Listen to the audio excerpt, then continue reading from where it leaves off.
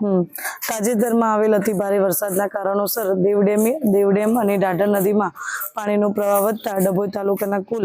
12 ગામો પ્રભાવિત થયેલ હતા, જેમાં તંત્ર દ્વારા સર્વેની કામગીરી કરી અને અત્યાર સુધીમાં સરકારશ્રીની સૂચના અને સરકારશ્રીના ધોરણો મુજબ કુલ 2098 પરિવારને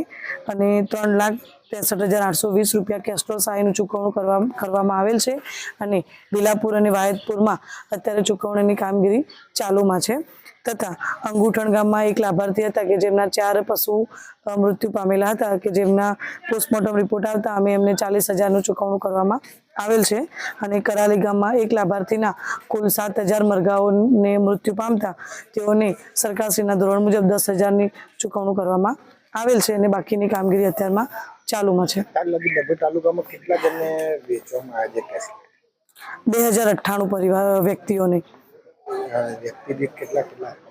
વ્યક્તિ દીઠ આપણે 2 દિવસના લેખે 100 રૂપિયા પુખ્ત વયના વ્યક્તિને અને 60 રૂપિયા બાળકને એમ અમે 2 દિવસનું ચૂકવણું કરેલું છે।